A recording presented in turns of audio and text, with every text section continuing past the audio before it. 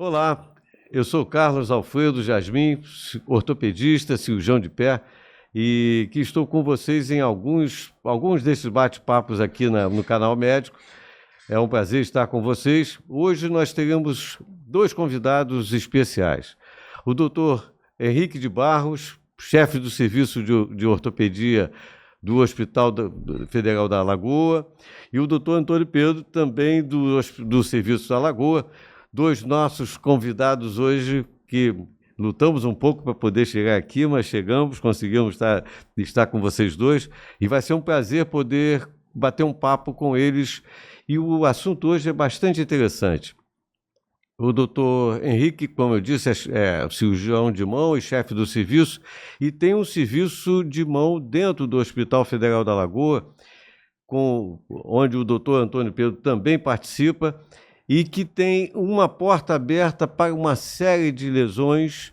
O que eu quero dizer com a porta aberta, para você que não sabe como são essas expressões no meio médico? Todos os atendimentos dentro do serviço público passam pelo CISREG, né?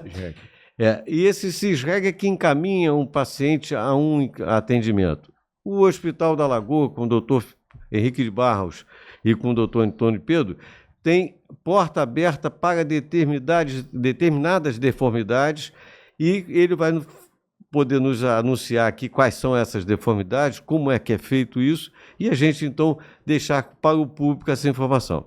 Então, muito obrigado aos dois por estarem aqui presentes.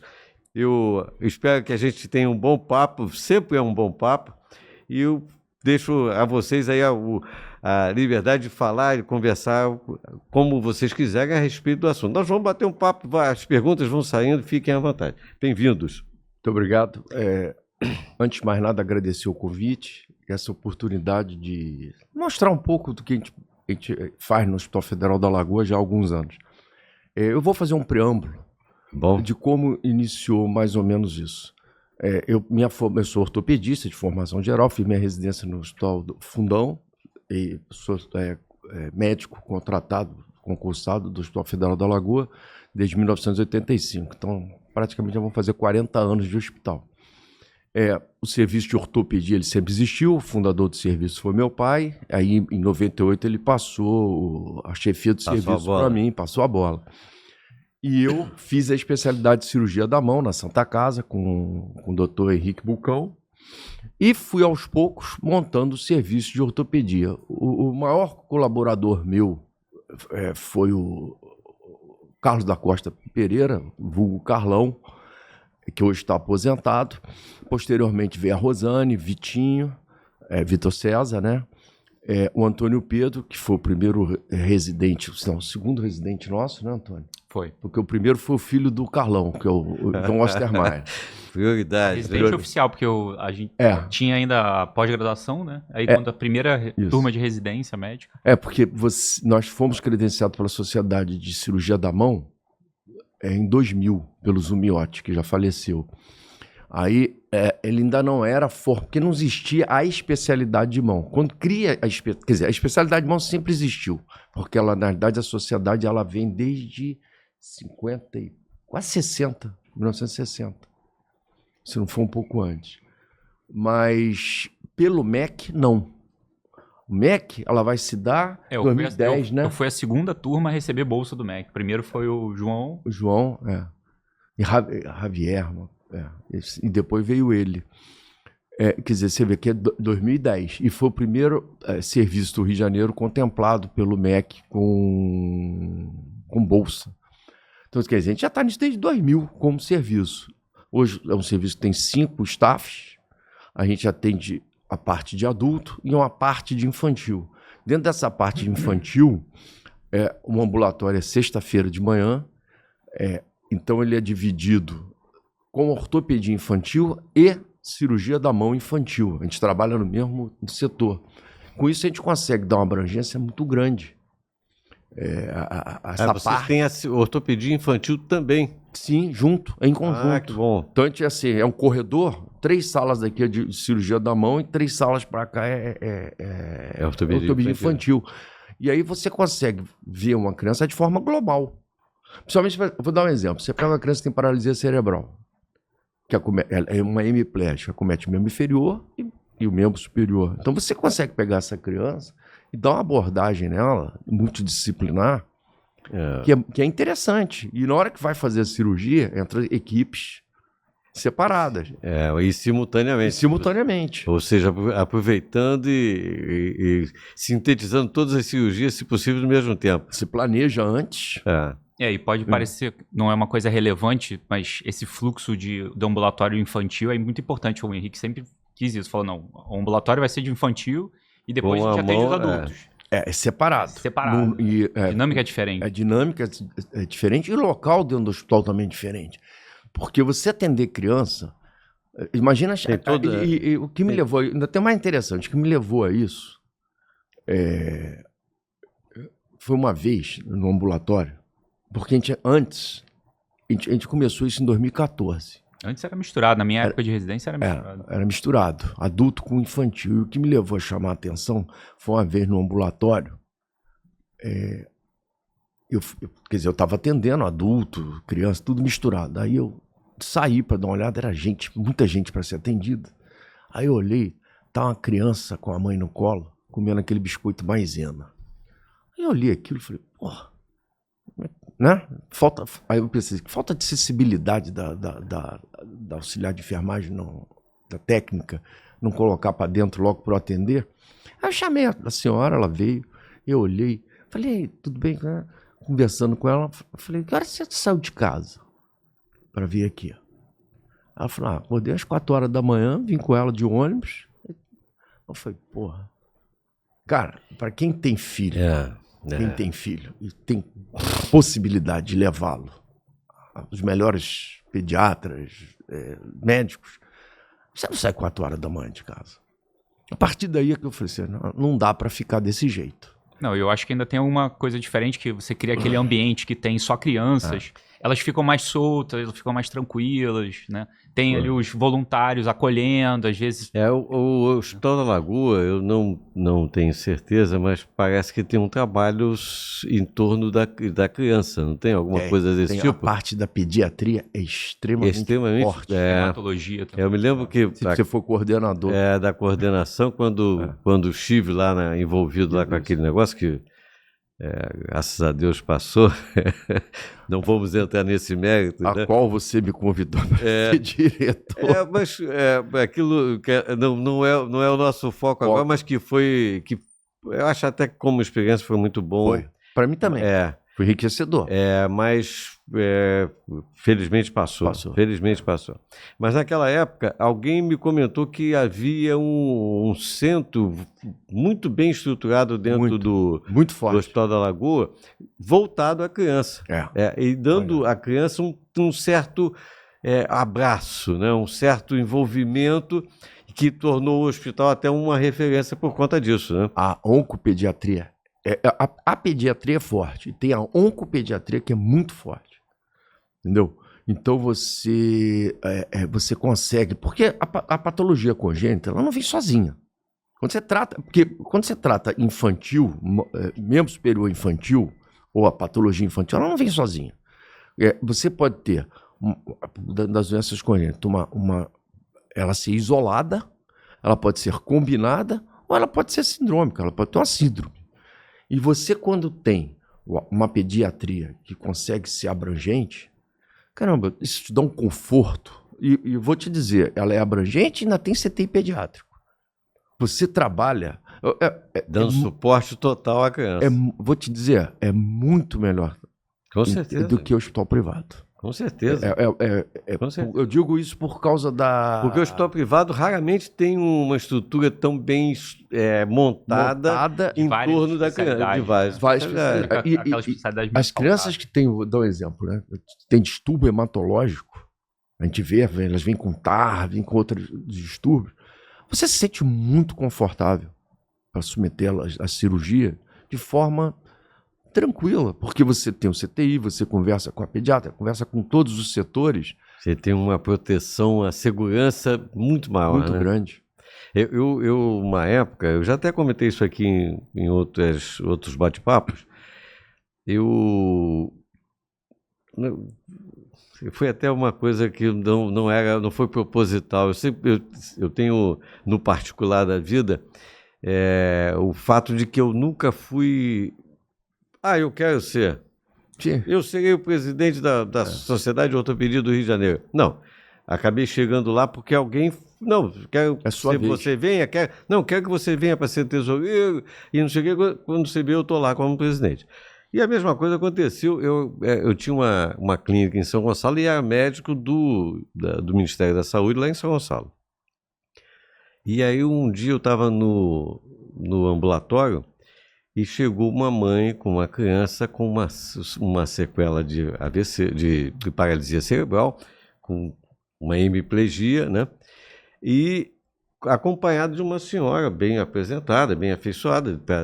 A gente percebe que tem alguma coisa diferente, porque o público é diferente, né? Sim. E aí atendi e tal, vi tudo que tinha que ver, falei, ela precisa passar por alguns procedimentos. Na época a gente não fazia aquela cirurgia do membro inferior de pegar e fazer quadril, joelho e pé ao mesmo tempo, né? Então você fazia cada coisa ao seu tempo. E aí, ao final daquilo, já com tudo, todos os exames pedidos, tudo, a tal senhora que estava acompanhando virou e falou assim: eu sou presidente da PAI aqui de São Gonçalo. Eu falei, que bom, tal. Você não poderia fazer um horário seu lá dentro? Tal? Aí eu falei, eu tenho que me organizar para isso. Tenho minha vida assoberbada, na época já estava dentro da SBOT. E aí, pensa nisso. Aí deixou o telefone e eu acabei passando uns quase 10 anos como cirurgião. Toda semana ia lá, fazia um ambulatório, acompanhava as crianças já operadas, que eu tinha operado, e colocava as outras na fila para poder... E, ao mesmo tempo, nós não tínhamos hospitais públicos em São Gonçalo, mas tínhamos a clínica São Gonçalo, que era do pai do Geraldo. Sei, né? E que tinha o credenciamento do INPS na época. Então, eu atendia lá no ambulatório do INAMPS e levava direto lá para a clínica, não tinha tempo, não tinha CISREG, não tinha nada. Eu conseguia atender a criança, porque marcava a consulta, quando pela PAI, eu até fazia diferente. Eu já falava com a mãe, vai lá no ambulatório, pega comigo o pedido de guia para a gente poder resolver o negócio. Então, a coisa fluía, cara. Eu atendia, assim, todas as crianças que estavam em tratamento, em acompanhamento dentro da PAI. Isso é uma coisa que... Sim, gratifica, né? Agora, você cometeu um erro aí, né? Do quê? Porque você denunciou a sua idade, porque INPS e INAMPS... Eu faço isso aqui toda hora. Eu digo às pessoas, eu sou um pouco velho, eu tô com 46 anos de formado, eu faço agora. Eu vou fazer 40. 46 anos de formado, tempo que não eu acaba peguei mais, também né? INPS e INAMPS. Eu fui... E aí vem, realmente, com a mudança da Constituição em 88, que aí entra o SUS, né, que é abrangente, porque antes você tinha dificuldade. Uma das coisas que eu me lembro na Lagoa, que eu ficava assim, caramba, o garoto fazia 18 anos, ele ia pro Exército. Quando ele acabava o Exército, se ele estava com alguma lesão, alguma coisa, porque quando ele está dentro do Exército, o que acontece? Ele está seguro pela Força Armada. Mas quando ele saía, ele teoricamente, se ele não pagasse o carnê do INAMPS, não tinha mais nada. Não tinha mais nada. Não tinha nem onde ser atendido, né? Não poderia, porque você, para ser atendido no Hospital da Lagoa, né, você tinha que ter o carnê, né? Carteirinha. Era o Hospital dos Bancários, né? Bancários é antes, 62. 66 é que aí vira o INPS, depois vira o INAMPS. Aí você vê que não tinha, a assistência não era global. E aí você tinha que dar um subterfúgio. A gente dava um subterfúgio, né? Porque chegava lá por interesse científico. Eu, o chefe, ia liberar para você submeter esse eu tinha essa vantagem de não ter essa regulação, porque eu era o médico do ambulatório. Nós tínhamos a história lá, acho que vale a pena contar até para o público saber como as coisas funcionam. Né? Na época nós éramos, quando eu fui aprovado no concurso, o grupo de ortopedistas tinha 10 ortopedistas. E eu e o Geraldo, eu fui o primeiro colocado, o Geraldo foi o segundo colocado no concurso, fomos para lá, começamos a tomar conta do serviço, e dos 10 ortopedistas que lá estavam, somente um operava. Todos os outros só eram exclusivamente ortopedistas clínicos, coisa que você nem vê, hoje, né? Você nem vê mais hoje. Esse que operava era o ortopedista responsável da Clínica São Gonçalo do pai do Geraldo. Então a gente, com essa história, eu e o Geraldo entramos, os dois começamos a operar e passamos a ser os 3 cirurgiões, os 3 da Clínica São Gonçalo, porque o tempo todo estavam lá operando. Isso foi muito fácil, porque facilitou a minha vida lá na PAI, porque eu já mandava o paciente pegar guia, eu fazia o pedido de guia, aquilo era autorizado, já marcava. Então, a gente colocava, eu operava regularmente, 2, às vezes 3 vezes por semana na clínica, e pelo menos uma vez da semana o paciente era o paciente da PAI.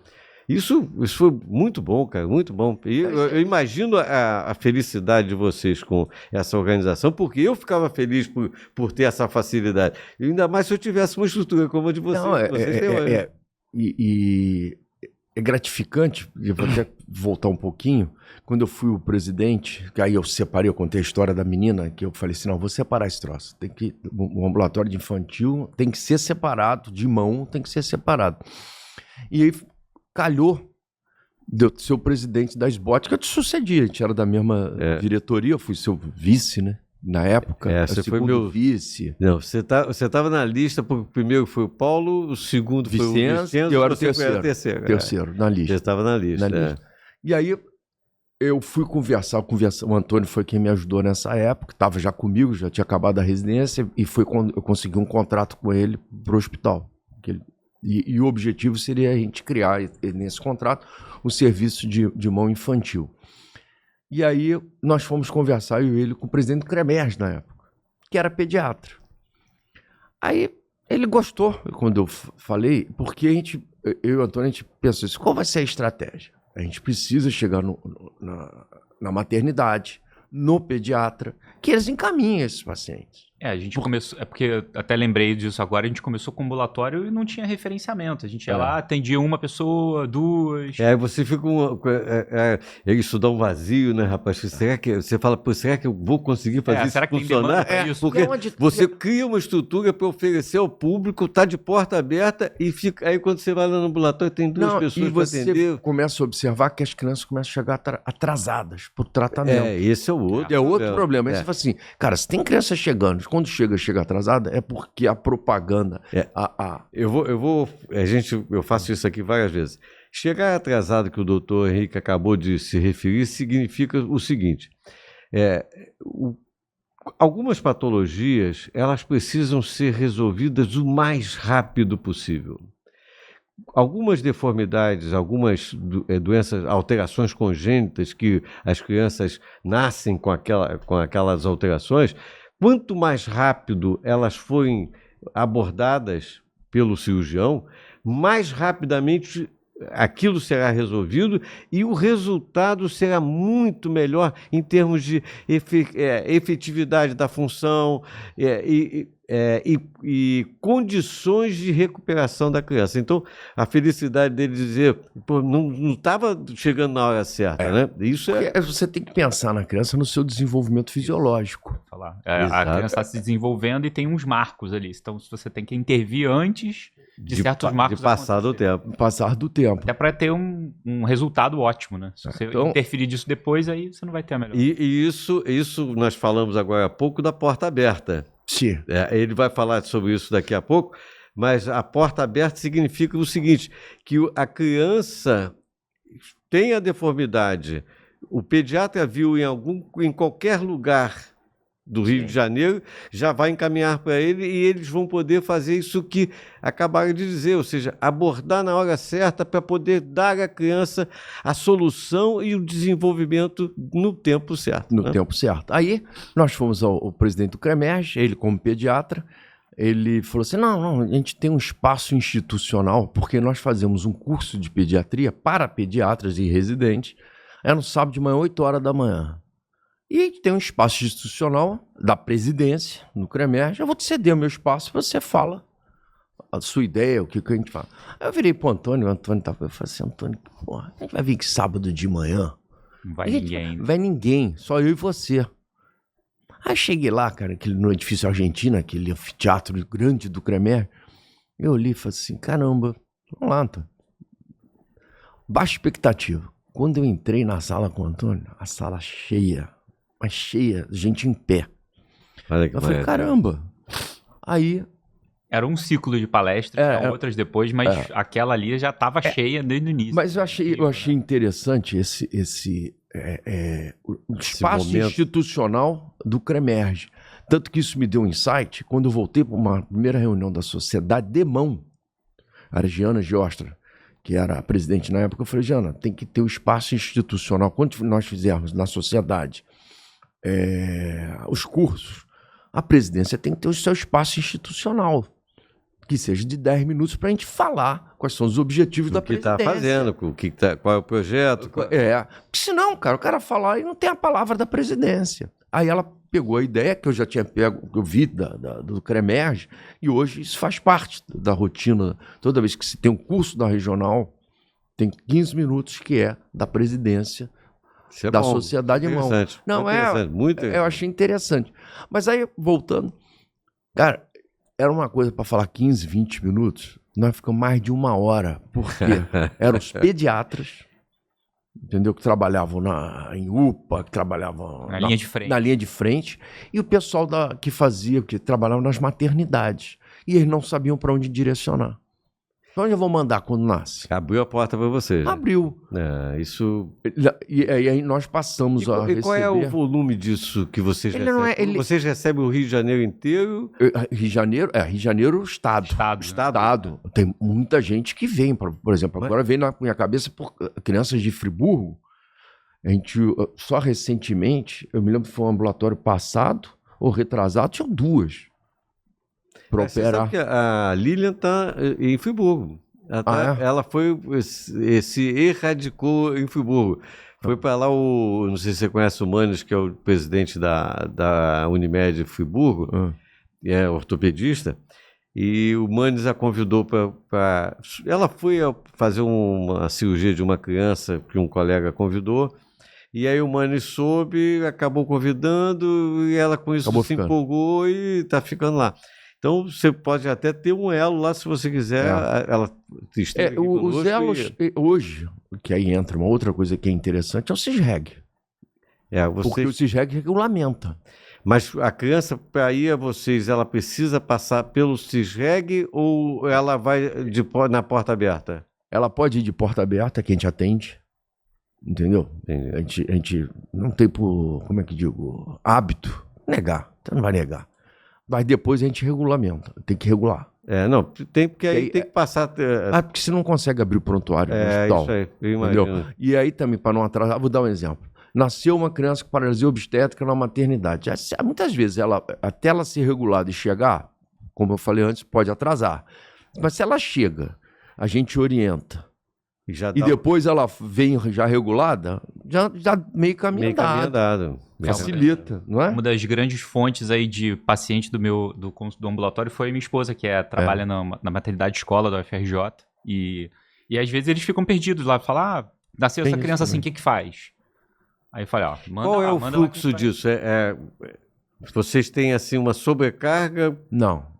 Isso aí é em torno. O ambulatório de sexta-feira, que é o nosso de infantil, é uma média de 18, 20 doentes. E não tem fila parada? Não, a gente opera de 2 a 3 crianças de mão. O ambulatório nosso somos nós 2 e a Simone, que é outro staff, são 3 staffs. E mais 4 residentes. Né? E mais o ortopedia infantil, que é o Henrique Braida. Com os residentes de ortopedia são quantos? Uns 4, né? Mais 4. Mais 4. É uma coisa muito bom. Viu? Não, se você juntar... Eu tô falando de mão. Mas se você juntar com a ortopedia infantil caramba, olha, tem trabalho. Porque fica trocando, ó, pé torto congênito, fica trocando gesso ali. Paralisia cerebral. O ortopedista infantil, porque as doenças se associam. Deixa eu aproveitar, isso eu vou fazer durante toda a entrevista. A paralisia cerebral, eu falei isso aqui com a Lilian. Eu tenho uma sócia que hoje está aposentada do Estado, mas trabalhou no Getulinho, em Niterói, né, que é um hospital do Estado e voltada ao atendimento infantil. E ela é muito técnica, muito pautada no que estava fazendo, sempre comentou comigo que começou, já há algum tempo vinha percebendo o aumento de determinadas patologias. Uma que ela citou é a paralisia cerebral. Vocês percebem que houve um aumento percentual ou é porque está concentrado, acaba havendo mais? Eu acho que é concentrado. Eu não vejo isso. Você tem, como é que eu digo? Um viés de estatística viciado, né? De seleção. Sendo de referência. Você entendeu? Passa, por ser referência, você passa a ter uma concentração. Mas um comentário que ela fazia, que a gente vê pouca paralisia cerebral em níveis, em classes sociais um pouco abastadas.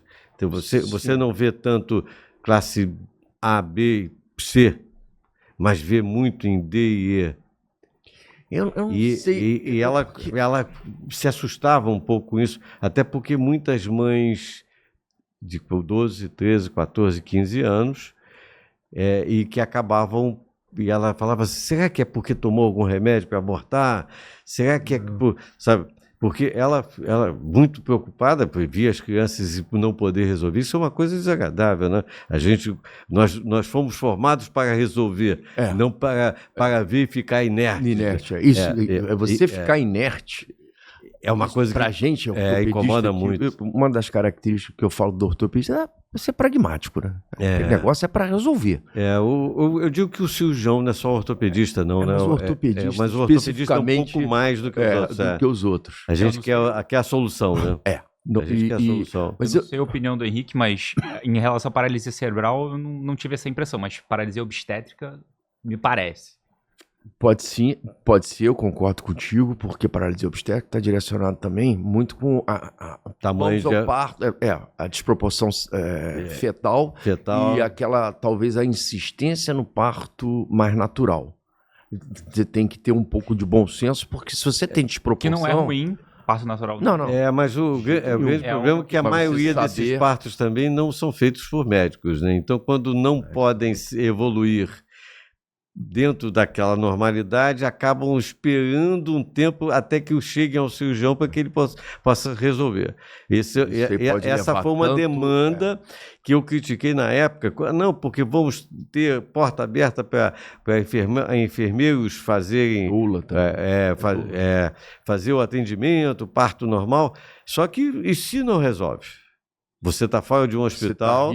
Se não resolve, você está com risco de hipóxia. Se você tem risco de hipóxia, você tem paralisia cerebral. Se você tem uma série de coisas, você pode ter paralisia obstétrica. E como essas coisas viram moda, né? A moda, todo mundo quer fazer, porque eu não quero fazer cesárea, não quero não sei o quê.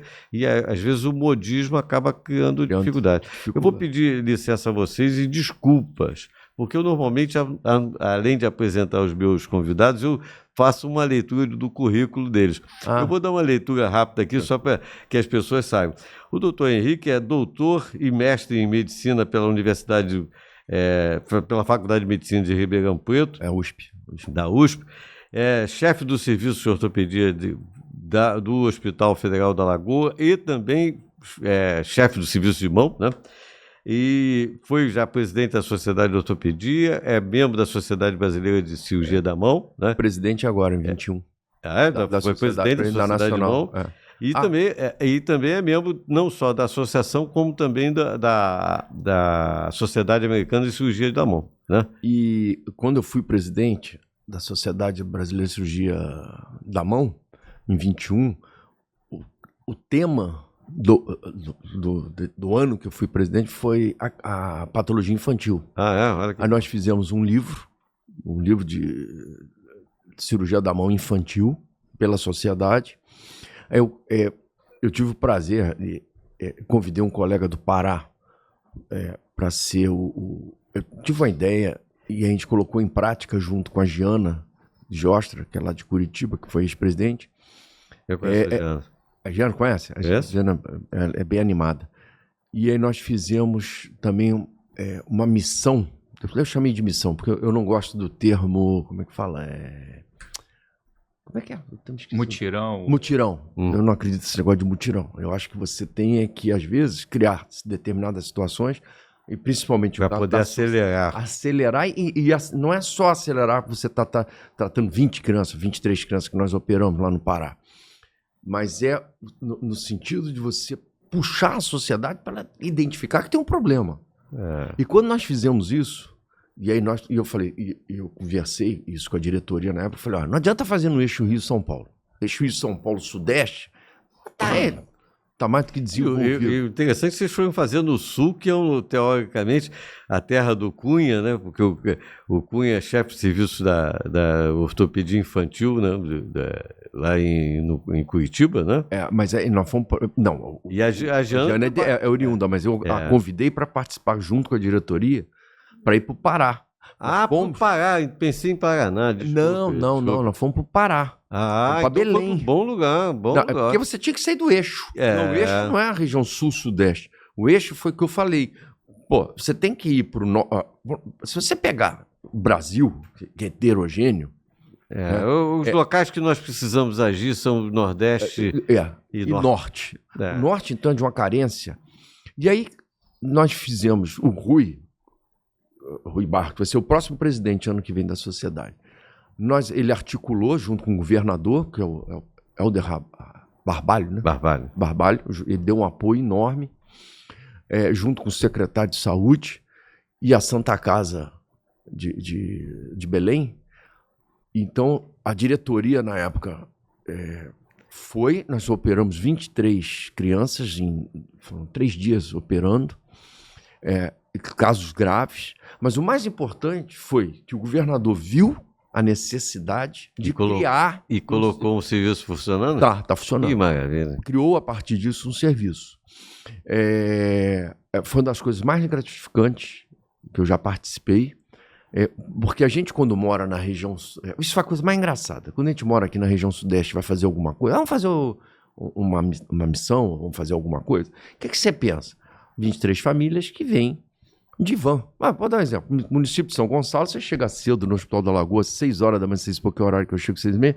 Tá lá um monte de van dessas prefeituras trazendo paciente. Tava pensando trazendo paciente. Agora. Tem paciente que vem do norte do estado, a gente interna no dia anterior. Tem isso. Essas crianças que vêm do norte do estado, que vêm de Campos, Itaperuna. Isso a gente interna um dia antes, para que eles possam ser operados na terça-feira. Interna segunda. O ambulatório é sexta. Sexta eu faço a revisão, a gente faz a revisão e o planejamento final. Segunda interna. Terça opera, quarta ou quinta vai ter alta de acordo. Isso é a nossa realidade, não é? Agora eu vou te perguntar, e no Pará, como é que é?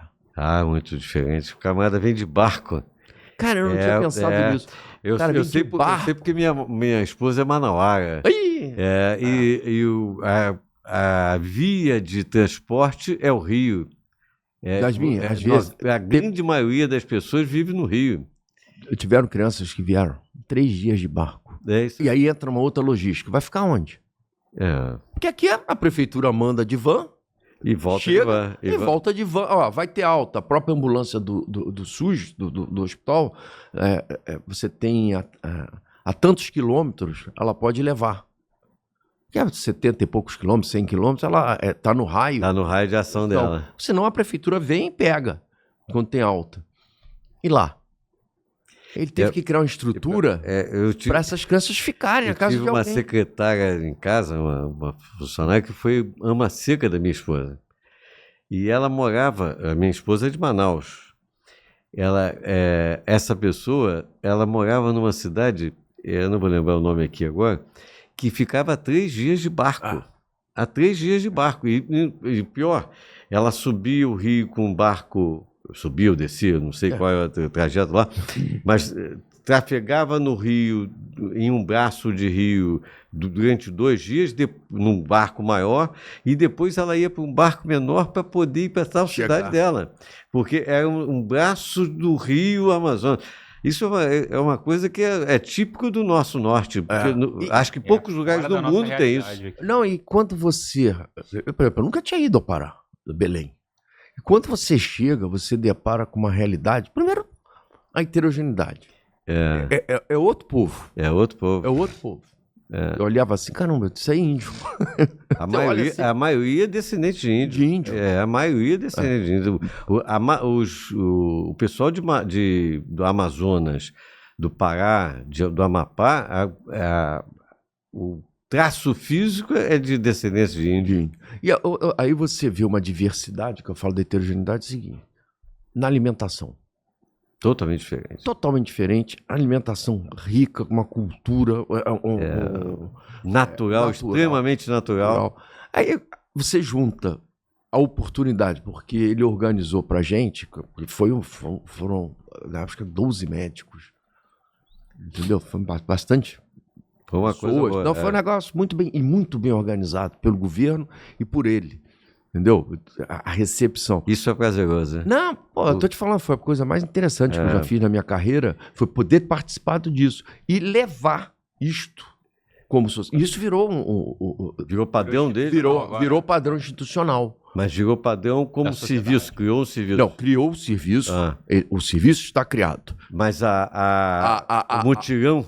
Sim, a missão. A missão, ela virou anual. A sociedade. A sociedade faz isso sempre. Que bom. E uma outra coisa que aí já foi uma conjugação política, porque quando acabou a minha presidência, nós sentamos todos e eu falei, olha, é importante que a sociedade saia desse eixo, Rio, São Paulo, Sudeste, Minas, e que vá para o norte.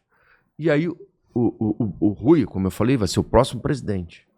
E isso foi costurado ali entre a direção, porque é uma coisa de amigos, né? Então, você acertou, não. O Rui vai ser o presidente em 25 e hoje ele já está eleito. E aí isso consolida a sociedade de mão. É o fato de você dar prosseguimento ao que você... Ao trabalho, né? Quando o trabalho se perde logo depois que você termina o que você fez... Não tem sentido. Não tem sentido. Concordo com você. Deixa eu acabar de fazer a apresentação, porque eu fiz a sua e não falei do Antônio Pedro. Você vai... É porque eu peguei esse gancho. Esse gancho foi muito importante. Isso aqui é constante. Nós vamos fazer isso várias vezes. Então, só vou... Puxei a vírgula aqui para a gente poder falar. Certo. Fala do Antônio. Vamos lá. Doutor Antônio Pedro Neto Paz? Isso. Membro internacional da American Association for Surgery of the Hand. É membro titular da Sociedade Brasileira de Cirurgia da Mão e integrante da Comissão de Ensino e Treinamento da SET Rio, SET Nacional. Parabéns. Estamos fazendo a prova da especialidade. Parabéns, né? Terminando. A SET essa comissão de ensino e treinamento, é uma comissão que existe dentro da Sociedade Brasileira de Ortopedia e que tem a fama de ser a realizadora da pior prova da medicina em termos de avaliação do profissional que passou pelo treinamento. Nós somos comparados à prova da OAB, ou seja, o ortopedista. A ortopedia é a sociedade que faz a prova mais complexa para ver se o profissional é qualificado ou não. Então, aquele profissional que passou na prova, que é membro titular da Sociedade Brasileira de Ortopedia, é um indivíduo que passou por um treinamento bastante severo e por uma prova mais severa ainda. Parabéns aí pela sua inclusão lá no grupo. Os ortopedistas, o pessoal de mão, como vem da ortopedia, toda essa parte organizacional é semelhante, né? Então tem SET. Eu até fazer uma pergunta em cima disso. A Sociedade Brasileira de Cirurgia da Mão, também fazer um parênteses antes, nós temos várias sociedades médicas que foram criadas, isso tem uma lei que criou isso lá em 1958, foram criados o Conselho Federal de Medicina e a Associação Médica Brasileira na época, 57 e 58. E o Conselho Federal de Medicina passou a ser responsável pela fiscalização e pela organização do sistema assistencial médico, né, no Brasil. Enquanto que a Associação Médica Brasileira passou a ser responsável pelo treinamento dos profissionais. É isso mesmo. Quando isso aconteceu, a Associação Médica Brasileira, não conseguindo ter, devido ao tamanho do nosso território e à multiplicidade de especialidades que se avizinhavam na época, né, porque lá atrás nós tínhamos poucas especialidades, né, mas as coisas estavam se subdividindo. Então, por conta disso, a Associação Médica Brasileira delegou às associações que foram criadas de especialidades a avaliação e a criação dos profissionais que vinham em treinamento e passavam por treinamento. Então, nós temos hoje a Associação Médica Brasileira de Cirurgia da Mão, que é uma especialidade. Ela foi, num determinado momento, criada como especialidade. Ela poderia até ser uma área de atuação, né? Porque a área de atuação é a área onde vários profissionais de várias especialidades atuam dentro do mesmo campo.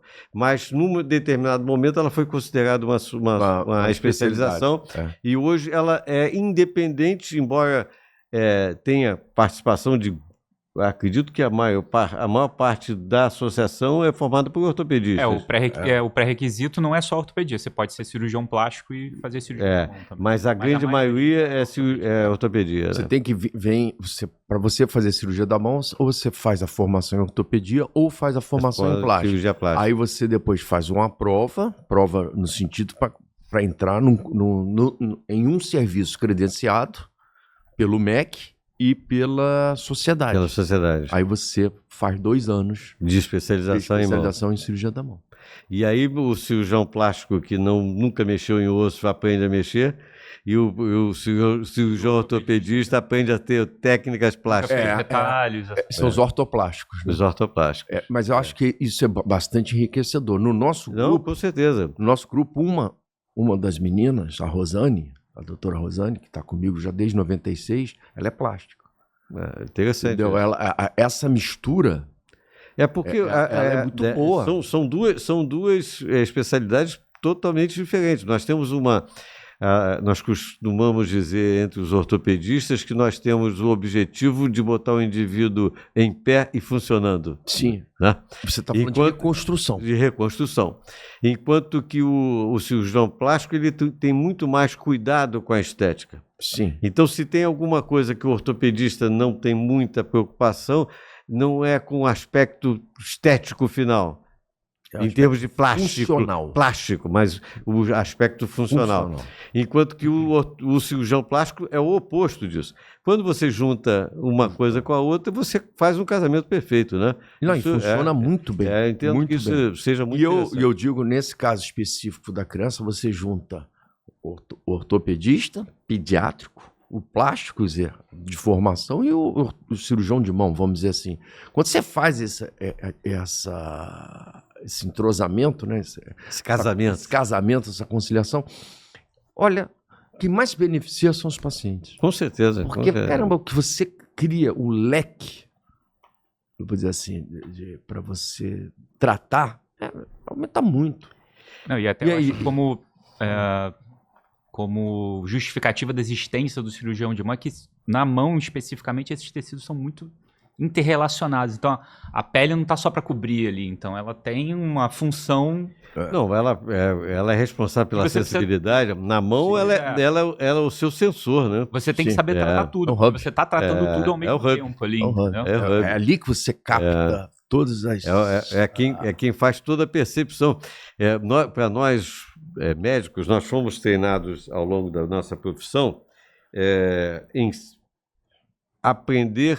Essa câmera é de vocês, porque vocês quiserem falar, aprender a examinar 100% do tempo. Eu costumo dizer que eu venho na rua examinando as pessoas, porque, lamentavelmente, a coisa vira um hábito tão intenso que é inevitável que você faça um diagnóstico no meio da rua. Né?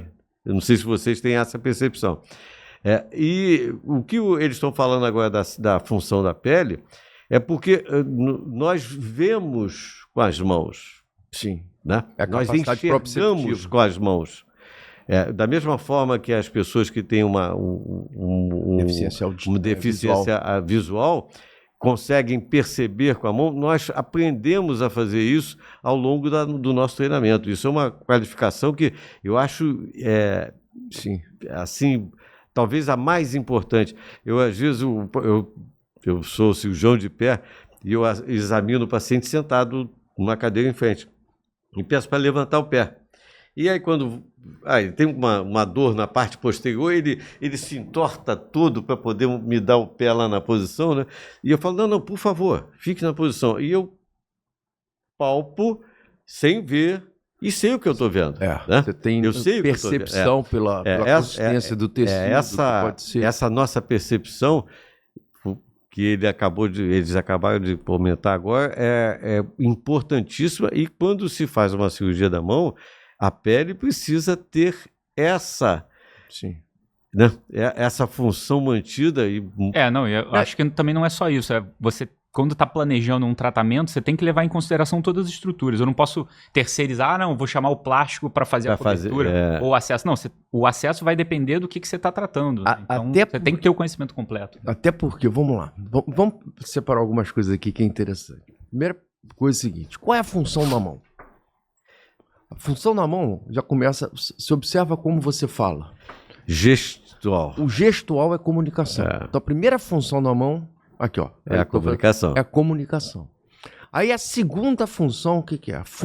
É a capacidade laborativa, é a capacidade funcional. Entendeu? Para você ter essa capacidade funcional, você tem que passar por algumas coisas. Então vamos lá. Pensa numa casa. Isso foi uma imagem, uma retórica que o meu ex-chefe, o Dr. Bucão, sempre ensinou. Pensa numa casa. Essa aí ele sempre fala para os residentes. Sempre. Uma casa tem que ter um bom telhado. Esse bom telhado, o que é? É a cobertura cutânea. Cutânea é pele, né? Pele subcutânea. Vamos lá. A estrutura da casa é o quê? O osso. Agora vamos ao conteúdo, vamos à mobília. São os vasos, os tendões e os nervos. Não adianta você querer fazer a reconstrução se você não tem um bom telhado e se você não tem uma boa base. Você tem que estar pensando tudo ao mesmo tempo. Isso tem que ser pensado ao mesmo tempo. Então, e isto se aplica de uma maneira geral a tudo. Eu vou dizer assim, o cara fez uma lesão grave do membro inferior. Não adianta o ortopedista sozinho, vou fixar assim, vou fazer assado. Ele já tem que estar em conjunto com quem vai fazer a reconstrução, a cobertura, qual vai ser melhor posicionamento, melhor tipo de fixação, para que a reconstrução se faça mais rápido e não atrapalhe. E facilite a vida de quem vai fazer a cobertura. Né? Então, nesse sentido, o pessoal do pé também é Também. Nós no pé, quando eu comecei lá no pé, nós não tínhamos tanta intimidade com a rotação de retalhos, né? A rotação de retalhos para o leigo, eu tenho uma área descoberta na mão, vou citar a mão aqui como exemplo, eu tenho uma área descoberta na mão. A mão, acredito que vocês utilizem muito mais enxerto livre, né? Ou não? Não, depende do local também. Depende do local.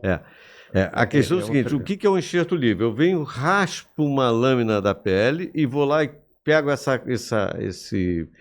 lâmina de pele e cubro uma ferida que está com dificuldade de cicatrização. Quando eu faço a rotação de retalho, eu retiro um conjunto, uma ilha, boa definição, uma ilha de estruturas onde tem pele, subcutâneo, o que está debaixo da pele, a parte de gordura, algumas vezes o músculo, até o osso, músculo e algumas vezes até o osso, sendo que isso mantendo o caninhozinho lá que leva o sangue própria. E o nervo que mantém a sensibilidade. Isso. Rodo aquilo e levo para o local onde há necessidade de cobertura. Isso. Então, isso naquela época que eu comecei lá, se bobear, o Antônio Pedro não era nem nascido ainda. eu comecei isso em 93, 89, 90 eu comecei a fazer pé, me assumi esse cirurgião de pé em 92, 93. E naquela época a gente não fazia essa rotação de retalhos, coisas assim. Hoje a gente faz isso com certa... Mas vamos lá, se você pegar o histórico, 80, os anos 80, você tem um boom da cirurgia. De tudo, né? Então você começa a ter os maiores estudos de retalhos e da própria microcirurgia surgiu na década de 80 para 90. Tanto que eu fui para a França em 91 e 92, para quê? Para treinamento em microcirurgia. Então era trabalhar em laboratório, com rato, microscópio, e no anatômico fazendo retalho, treinando todos os tipos de retalho, tanto para membro inferior quanto para membro superior. Entendeu? Em cadáver, na época, você praticamente não tinha cadáver fresco aqui no Brasil, você só trabalhava formalizado, enquanto que na França você fazia direto com os retalhos, cadáver fresco. Entendeu? Pô, que te facilita. Cadáver fresco é a pessoa que o corpo foi liberado para ser utilizado. Isso hoje ainda é um pouco difícil. Hoje é muito mais difícil. Aqui proíbe a legislação, mas lá não. No exterior isso não tem tanta restrição quanto aqui no Brasil.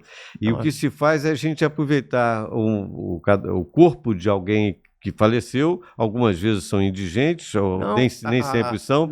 Alguns são doados pela própria família, ou o próprio indivíduo, antes de morrer, doa para que o corpo seja utilizado pela ciência. Isso eu observei na França, é caro o enterro. É melhor você doar. É mais barato você doar para a faculdade. Então, essa é uma coisa que eu nunca tinha pensado. Não, mas sabe como é que isso aí é interessante? Se você pegar o Saint-Pierre, você tem a Rue de Fermoulin. Fermoulin. E é onde você entra pelo lado para ir para o laboratório anatômico. É como se fossem os fundos, vamos dizer assim. Próximo, tem uma praça. Próximo, no início da rua, tem uma praça. Tem uma capela. Quantas vezes eu vi as famílias velando e quando acabava, estava lá o rabecão da faculdade recolhendo.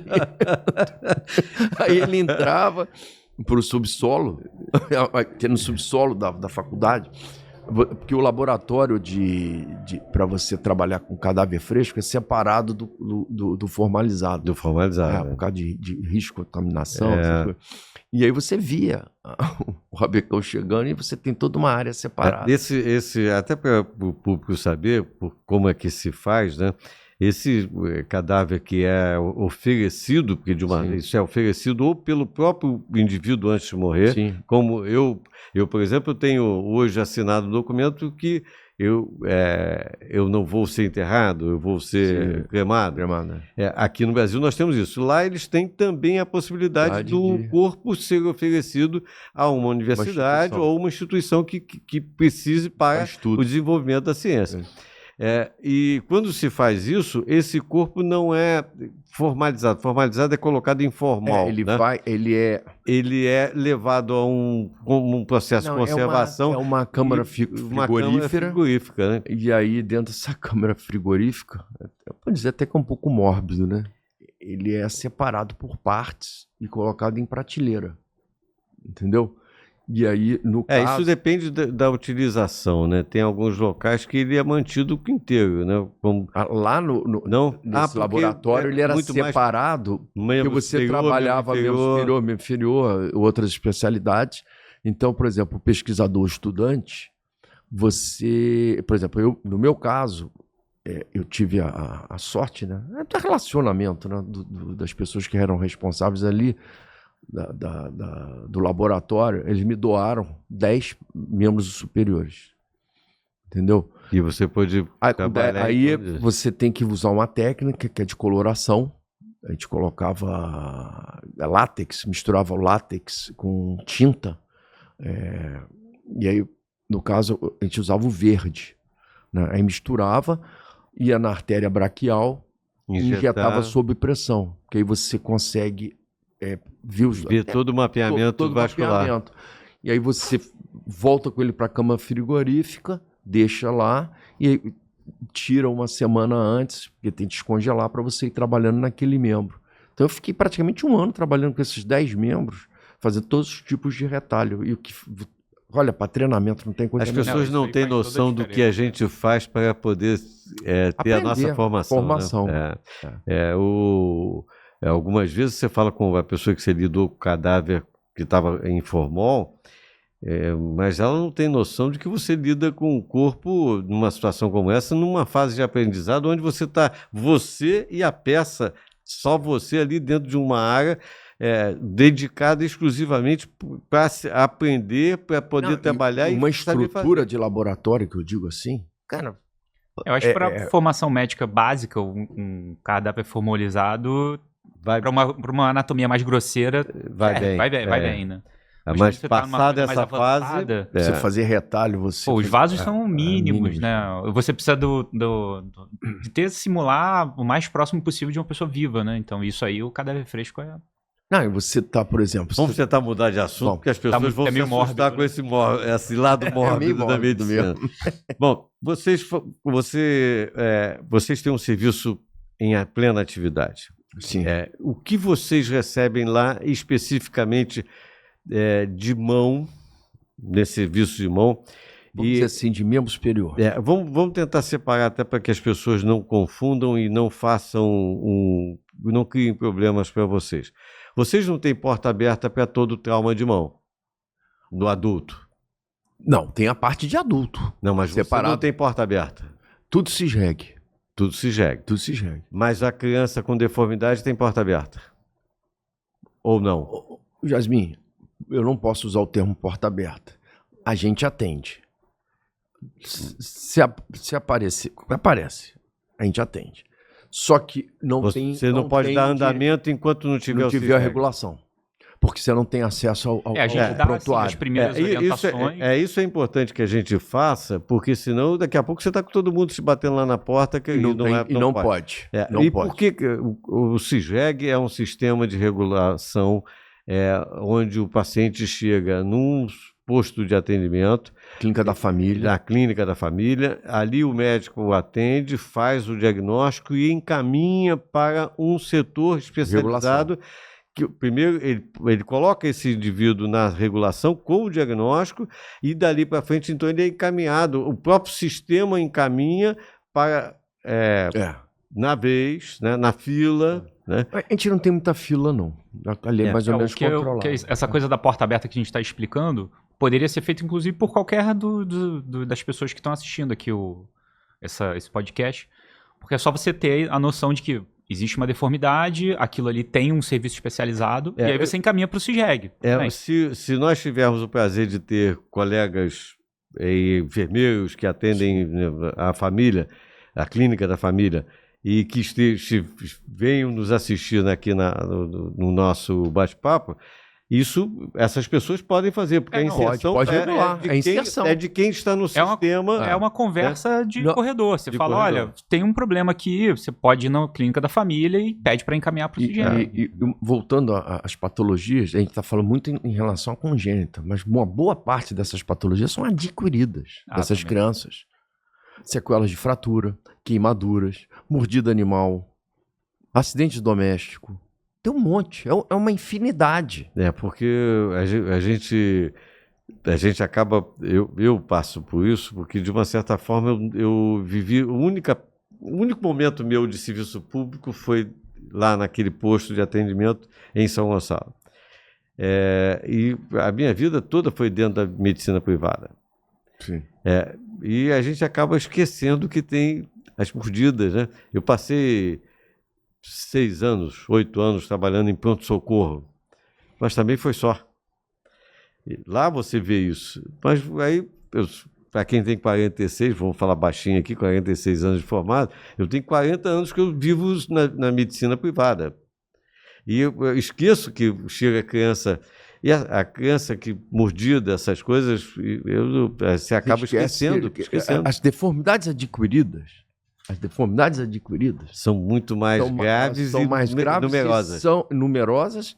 Aí você me perguntou se a paralisia cerebral, se aumenta. Eu estou aqui lembrando da quantidade de trauma é muito maior. De trauma, aí eu vou falar sequelas. Parte dessas sequelas são até iatrogênicas. E até comentar sobre isso é uma crítica que eu imagino aqui, porque se você tiver, durante o atendimento de uma mordida ou alguma coisa desse tipo, uma sequela, um quadro agudo, se você tiver o cirurgião de mão junto, ele tem uma visão mais de função. Tudo bem, você vai salvar a vida da pessoa, um pediatra vai salvar a vida da criança, mas ela pode sofrer uma sequela que se tivesse um cirurgião de mão junto, ele não teria, entendeu? Então é importante, reconhecer que existe um problema, mas se você tiver o cirurgião de mão junto... Eu acho que isso é uma particularidade comum às nossas áreas, porque o pé sempre é relegado, né? Sim. Eu estou aqui tentando, eu ia pegar um gancho aqui de uma outra coisa que também vai de acordo com... Vai corroborar o que eu falei. Amputação. Cara, amputação não é amputar, cortar.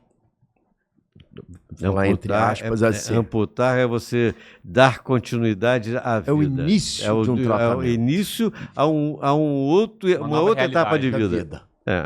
Então, aquela ideia, amputar, cortar, não existe pra gente.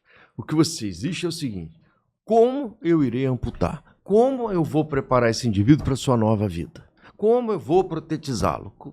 É diferente. A nossa visão é completamente diferente. Dependendo da forma que você amputa, você vai capacitar a pessoa a ficar menos sequelada, né? Eu vi essa semana um caso de um indivíduo que fez diabético. Sim. Fez um quadro de dor nos pés, inchação, e resolveu botar o pé dentro de uma bacia com água morna e dormiu. Com diminuição de sensibilidade? Ele simplesmente desenluvou do tornozelo para baixo. Desenluvar é a pele morrer e ficar tudo que está debaixo da pele exposto. Nos dois pés. Diabético. Nossa. Com áreas ainda de pele que estão ainda necrosando. Quando me mostraram a foto, ainda há área de necrose, em sofrimento, em curso do sofrimento. E o que fazer? Aí, conversei com o pessoal da plástica, porque vai ser uma cobertura de superfície, né? Sim. Então, vamos tentar fazer alguma coisa que seja possível, mas tem um problema de ser um paciente diabético. Sim, a microcirculação está toda comprometida. E aí o comentário, quem me trouxe o caso, foi: vamos amputar os dedos que estão necróticos. Eu falei: isso não vai parar por aí? Não. Então vamos amputar no meio do metatarso de Simon? Pode ser. Mas é uma situação... O problema do paciente diabético é que você amputou acima do tornozelo, a expectativa de vida é reduzida drasticamente, né? Não sei se vocês têm essa relação. Tem, porque tem o serviço vascular no hospital. Isso é muito ruim, né? O paciente amputa, você consegue fazer uma amputação de meio do pé, você consegue dar a esse indivíduo, às vezes, 10 anos de vida. Mas ele subiu a amputação acima do tornozelo, fatalmente esse indivíduo não resistirá mais 2 anos. Isso é uma coisa impiedosamente real. E que você, diante de um indivíduo com uma situação como essa, você faz o quê? Então, talvez estamos no debate. Você sabe uma coisa que talvez pudesse ajudar nisso aí? Bárica, hiperbárica. Foi um dos assuntos cogitados. Foi? Porque tentar melhorar a oxigenação. E, de certa forma, tentar dar espaço para ir cobrindo o que for possível. Eu acho que vai ser uma grande indicação. Mas eu ainda mantive, porque a proposta do Simon foi minha, porque quando você faz o Simon, você evita que o indivíduo faça apoio da cabeça e dos metatarsos, né? Entendi. E quando isso acontece, você não abre outra porta de necrose mais à frente. Eu pensei na hiperbárica no sentido de você dar uma melhorada no tecido e aí depois você faz a tua cirurgia. Não, ele vai ter que ser amputado agora. Cirurgia em qualidade melhor. A ideia é fazer o Simon agora, deixar com a cobertura, porque você não tem pele para cobrir, então você tem que tentar cobrir que não tem músculo e não tem tecido adequado que cubra o osso. Então vai ter que ser... É um desafio. É um desafio. Mas vamos lá. Mas é o que move a gente. Faz você ficar pensando. Se você tocou no assunto aqui, é porque você tem isso na tua cabeça. Eu estou pensando. Desde o dia que vi o caso, a coisa não sai da cabeça. A gente, quando está diante de um desafio, né, aquilo ali, você está constantemente pensando e criando como você vai dar solução ao problema. E uma vez foi muito interessante.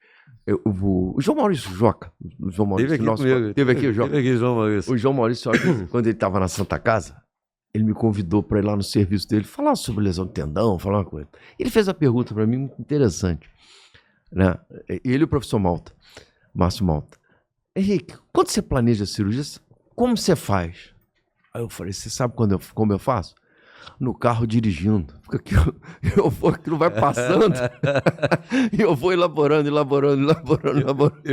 Eu aprendi lá atrás, isso na época da minha formação em residência, em fazer um planejamento formal, com desenho, com um passo a passo, e aí ia para o livro, via mais alguma coisa. Mas chegou um certo ponto que essas coisas passam a ser automáticas na sua lógica racional, né? E aí você passa a ter isso, você vai mudando nesse eu não vou fazer isso, vou fazer aquilo. É isso aí. Né? E quando você chega, mas eu ainda chego no centro cirúrgico com o meu croquis, 100% das vezes guardado, mas eu estou com ele, que eu fiz e tal, elaborei e deixei no cantinho, porque é a melhor maneira de você ter o passo a passo, né? Porque você constrói dentro nós temos uma mecânica de ação, né? Durante o ato cirúrgico. Se isso acontece contigo, quando eu vou fazer essas cirurgias que são desafiadoras, primeiro, aquilo ali, eu falo que é o desembarque, né? O dia D. Aquilo vem num planejamento, e quando vai dar o dia D, na véspera, eu repasso mentalmente tudo que vai fazer. Primeiro isso, segundo isso, terceiro isso, parará. Aí certinho. Aí quando chega ali, você segue o plano. E quando você faz o mapeamento, que é o tradicional, que é o convencional, né, o que é uma adequada, que você bota no papel, você cria um automatismo seu, né? Nós temos isso para o público, tanto os doutores Henrique e Antônio Pedro, quanto nós, na minha especialidade, temos a facilitação de operar com pacientes sem sangrar. Sim. Né? E isso graças ao uso de um torniquete, que é um dispositivo chamado manguito, que é um torniquete que impede o sangramento durante o ato cirúrgico.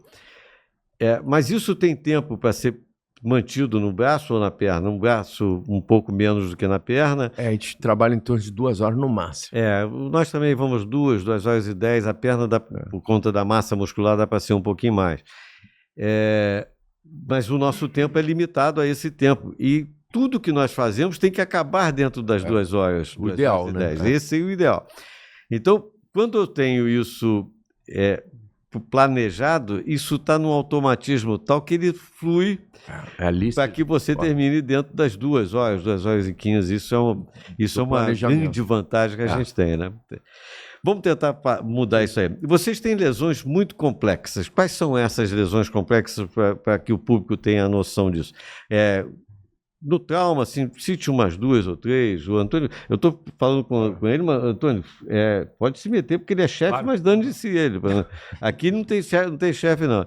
Não, o Antônio comigo, ele faz... Quer dizer, a gente tem as sextas-feiras dentro da lógica do ambulatório, ele que me ajuda no planejamento. Então ele estava... trauma complexo que a gente tem em consolidação viciosa, dessas fraturas que eventualmente são maltratadas, né? Vocês abordam também antebraço ou só punho superior? Não, membro superior. Membro superior. Nós temos casos Vou dar um exemplo. Vamos para infecção. Nós temos um caso... Ó, eu me lembrei aqui, 2 casos. Criança vai para o CTI pediátrico. A bomba de infusão ela é mal colocada e não é observado se ela está no subcutâneo ou não. O que acontece? Ela infunde, cinto compartimental. A gente tem criança, que a gente tem que trata com a gente desde nascida.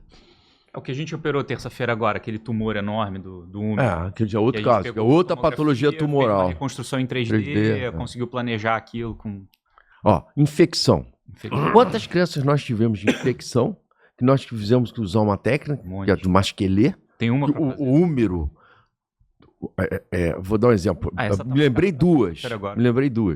Um úmero totalmente necrótico, você tem que tirar um bom segmento. E vocês fazem o quê? Para o público saber como você tira o segmento, faz a interposição com cimento ortopédico e antibiótico, quer dizer, com antibiótico. A CCIH, que é a Comissão de Infecção, ajusta o antibiótico.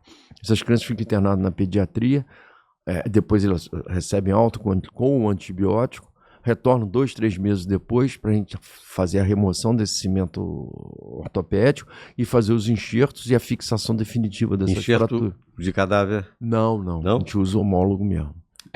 Tem uma. Você me perguntou o mapa cirúrgico semana que vem, tem um masquelê desse para fazer. A menina tinha uma ferida cutânea, ela, por contiguidade, infectou a una, desenvolveu uma osteomielite, a gente entrou, fez uma ressecção parcial da una e preencheu com cimento ósseo, né? Aí você espera formar ali um invólucro, que aí depois, quando você tirar o cimento ósseo, você fecha. Esse invólucro, ele é rico, já tem estudos histológicos. Eu fiz até Eles revisão. Acabam reproduzindo o osso no local. Eu fiz para a Injury, eu fiz a revisão de um artigo do japonês que fez com... o trabalho inicial é do masquelê, mas tem vários outros, né? E agora vi esse mais recente que foi publicado na Injury, fui eu que fiz a revisão. E que mostra que essa membrana ela é rica em células pluripotenciais que irão se transformar em células ósseas. A membrana se forma em volta do cimento ósseo, é uma reação que o corpo faz. E quando você tira o cimento, ela já tem alguma consistência ou você tem que manter... Não. Você mantém a película, é uma película mesmo. Mas você tem que manter o comprimento. O comprimento. Mantém com o fixador externo. Pode usar fixador externo, você pode já botar a placa. Eu tô com uma. Bota uma placa em ponte? Tipo ponte, isso. E aí dentro dessa membrana você enxerta. Interessante, muito interessante. E você enxerta ali. Mas você vai usar menos enxerto do que você necessitaria. Fizesse, porque na realidade você está colocando... Você abre toda a membrana, abre ao longo, longitudinal e tira... E o enxerto de quem? De mãe? Não, enxerto de ilíaco. Da própria criança? Tira. Ó, ele lembrou aqui da UNA, nós tivemos um caso também muito interessante, que veio do Ceará. Veio com indicação de amputação. Aí alguém pediu, foi para lá, era praticamente a UNA toda. Só ficava a cabeça e... as duas extremidades. Pô, eu falei, não. Tirei a parte diafisária toda, coloquei o cimento ortopédico, porque você faz na seringa, fica igual um tubo, interpõe e deixa ali. Só que é um segmento muito grande, aí eu fiz um perônio vascularizado e faz as fixações nas extremidades. Pô, esse garoto depois, quer dizer, e vocês entram com equipe de micro, você mesmo que faz? Não, a gente faz. Faço. Parabéns pela técnica. Aí você faz... É trabalhoso, muito trabalhoso. Sim. Muito. Uma cirurgia de... São 6 horas. 6 horas, isso aí. Aí você faz a técnica microcirúrgica e depois, passado um tempo, o garoto mandou uma foto pra gente, ele serviu no exército. Bom, hein? Não é legal, você é gratificante. Entendeu? Isso é muito bom. A gente vai lembrando, quer dizer, você dentro da cirurgia da mão, você tem várias... Vamos fazer um comentário sobre isso. O que nós falamos aqui agora é de uma criança que tinha uma infecção, teve uma infecção no osso. Nós temos 2 ossos no braço, um deles é a una, o outro é o rádio. Essa una tem uma parte proximal, que é quem articula o nosso cotovelo, e uma parte distal, que é apenas um apoio complementar no punho, né? Que o grande apoio é do rádio, mas ela é um apoio complementar e de função, né? E ele tirou... Só deixou as pontas. Praticamente só as extremidades. Encheu o espaço com cimento, que é um cimento próprio para ser utilizado no corpo humano.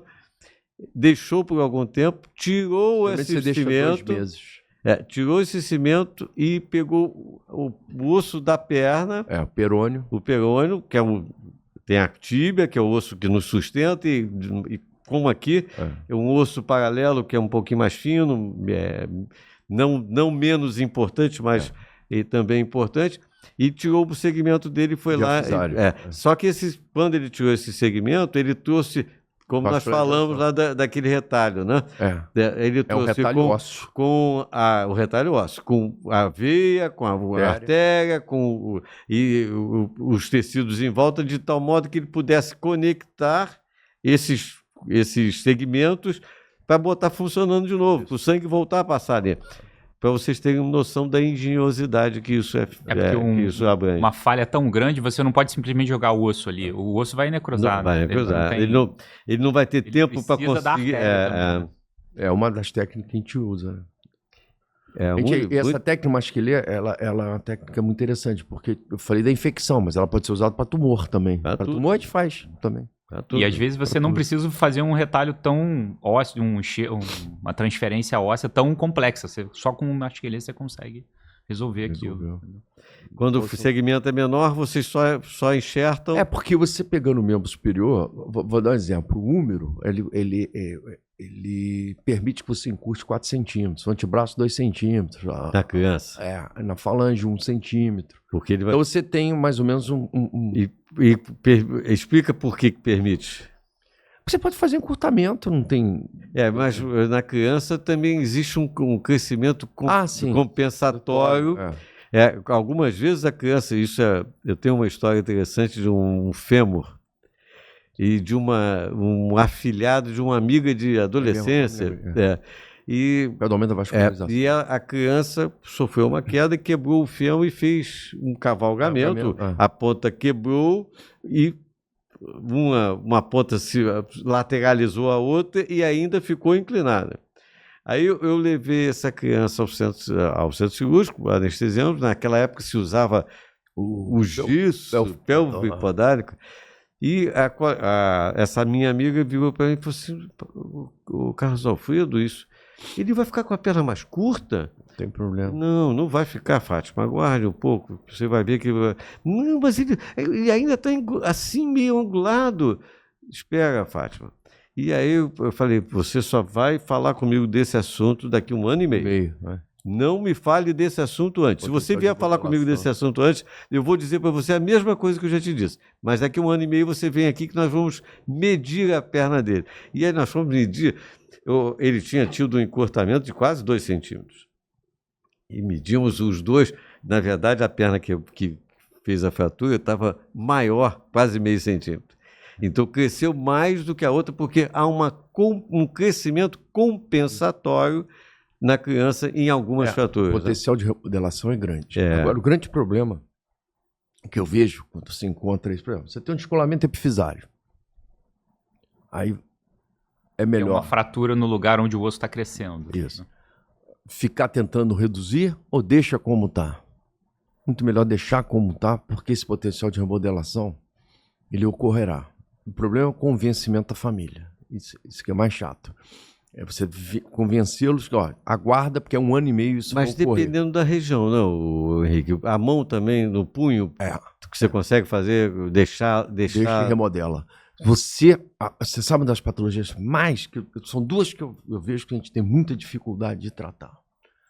Fechamento fisário. Isso é um problema. Porque você vai ter que alongar o osso, né? E mesmo assim com deformação, porque a superfície inclina, né? Sim. E quando você pensa na física, você tem que pensar de forma tridimensional. Então, um caso não é igual ao outro. O que significa? Ele pode ter fechado mais aqui, ele pode ter fechado mais aqui. Por isso que eu falei que ela vai acabar inclinando. Vai inclinando de acordo. E outra coisa, deixa ver como vai ficar. No fechamento fisário, não. Você tem que tratar, porque se você deixar... Se postergar, só vai piorar. Só vai piorar. Então você vê, às vezes aconteceu o descolamento fisário com 8 anos. A gente vê no tornozelo. Também, vê. Cara, outra coisa que fechamento fisário iatrogênico, né? Quer dizer, isso aí é outra coisa que você perguntou, patologias emergentes que estão aparecendo mais. Isso é uma coisa, a gente tem visto mais. Mas eu não sei se também é porque... Numa tentativa... como é que eu falo? Se a nossa estatística ela é viciada. Pode ser. Também. Porque é uma coisa direcionado. Direcionado. Por exemplo, a insistência de você querer botar a fratura no lugar melhor ou passar... A iatrogenia por tentar reduzir... A grande causa é iatrogênica, no sentido de você tentar. É melhor não tentar. Ou se tentar, tenta uma vez e deixa. Mas o princípio é esse, né? O que isso é um alerta que a gente deve manter, inclusive para os colegas recém-formados, principalmente agora, voltando àquele assunto que nós falamos aqui antes do programa, que os colegas mais novos não insistam numa redução, na colocação de uma fratura epifisária ou transepifisária com deslocamento para a posição ideal mais do que uma vez, porque não foi uma vez, não faça mais. E mesmo se for fazer, que o faça com delicadeza. Né? Porque nenhuma epífise resiste a um trauma. Já teve um trauma da fratura, e se você ficar machucando aquilo mais do que já está, aquilo não... Você vai levar na próxima da célula. Não estamos nem acusando aqui uma negligência, é só uma questão. Ele pode estar querendo ajudar a pessoa. Na verdade é por tentar ajudar. Só que esse excesso de tentativas pode ser prejudicial, entendeu? Isso é uma coisa que a gente... E quem lidou, acho que isso também passa um pouco pela formação. Eu critico um pouco a formação ortopédica, e talvez vocês concordem comigo. Nós temos um leque de formação que passa assim muito ou por trauma ou por ortopedia. Raramente você tem um equilíbrio entre as duas coisas, né? Nós somos uma dupla especialização dentro de uma só, né? Nós somos o ortopedista e o traumatologista, e temos uma formação que nem sempre o serviço ele tem um equilíbrio ideal, né? Então, você tem um trauma muito acentuado, muito intenso, ou você tem uma ortopedia muito intensa.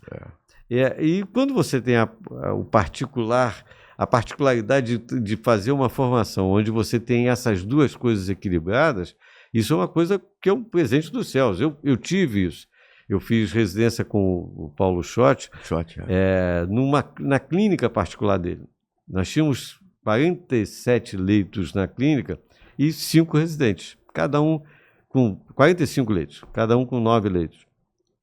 E nós tínhamos um grupo de ortopedistas que participavam na clínica, que cuidavam da ortopedia e do trauma, porque a clínica tinha porta aberta para o trauma de acidente de trabalho, para o trauma geral, e, ao mesmo tempo, eles eram médicos do INAMPS na época, né? E atendiam, levavam o paciente para operar. Então, a gente via o trauma e a ortopedia sempre num equilíbrio. O Paulo César fazia muita ortopedia infantil, né? E acabava sendo ortopedia. E a formação dele iniciou é cirurgião de mão. Cirurgião de mão, exatamente. Com o doutor Danilo. Com o Danilo, exatamente. Isso mesmo. Então, essa formação nos deu, a mim e ao grupo que teve lá, uma particular assim, visão onde você tinha abordagem ampla, né? Então, a gente aprendeu muito cuidado na manipulação das lesões fisárias, porque aquilo a gente cansou de ver. Ao mesmo tempo, eu também vi como aconteceu um fato de uma criança quebrar um húmero e a cabeça do húmero está deslocada, a cabeça deveria estar aqui, estava aqui, e eu cheguei apavorado para falar com ele, com o Schott. Professor, tem que botar na sala para reduzir? Não, deixa. Não, deixa. Isso... Para a gente que está no início da formação, um susto, né? Ele falou assim, vamos acompanhar essa criança por um ano. Um ano depois, a cabeça estava lá de novo na angulação, com o osso se adaptando. Ele falou, entendeu agora por quê? Eu acho que nessa época eles tinham mais o feeling. Né? Ele tinha um feeling. Hoje em dia isso está totalmente parametrizado. A gente discutiu um artigo sobre isso recentemente, né? de quantos graus está desviado, quantos anos, quantos meses, leva pra... Você consegue calcular. Você consegue calcular e está viu um artigo que é muito interessante. Entendeu? É interessante. bem interessante. Na época era feeling. Era feeling. Ou seja, ele sabia, já tinha visto. Eu costumo dizer que a gente não bate palmas para o que não conhece, né? Quando você conhece, você bate palmas e sabe o que faz, né? Você está falando esse lance do feeling, eu me lembro muito bem. O doutor Bucão, às vezes você chegava com aquelas fraturas, às vezes fratura cominutiva de falange. Aí ele olhava assim, superfície aqui da interfalange não tá boa, essa aqui tá boa, tá paralelo. Tratar esse conservador. Aí, e ficava o dedinho lá. Ficava. Mas é o quê? Era feeling. Não, era só feeling. De experiência. Aí hoje você consegue, de uma forma, vamos dizer assim, científica, justificar o que era feeling. Você radiografa, faz as medidas e vê a idade. Aí você chega mais velho e fala, isso aí acho que precisa. Ou chega mais novo, não, isso aí como você mesmo uma deformidade bizarra. Isso é uma coisa que o doutor Antônio comentou, eu vou mais uma vez falar. E tudo que nós estamos falando aqui tem senões. Essa mesma fratura que eu falei, que estava lá desviada, ela pôde ser reorganizada, o osso foi reorganizado porque a criança tinha 6 anos ou 5 anos na época. Sim. Mas se ela tivesse 9, isso não aconteceria. Ali na adolescência um ano de diferença já faz toda a diferença. Já faz totalmente toda a diferença. Entrou na puberdade, bicho.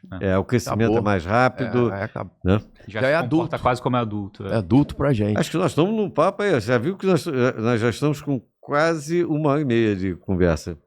Quase 1h30. Mas vamos lá. Praticamente com a minha água. Bom, deixa eu dar nós já falamos de lesões fisárias, do fechamento, o excesso tentativo de redução, passagem inadequada de fios, né, que são coisas iatrogênicas. Passagem inadequada de fio. Fraturas do osso antebraço. O que é mais fácil? Passar o fio pela estiloide, abaixo da fise, ou passar de forma retrógrada, quer dizer, ele faz anterógrado e depois volta. Aí flete o punho. Quando o colega na emergência faz dessa forma, passando pelo canal medular, porque é mais fácil.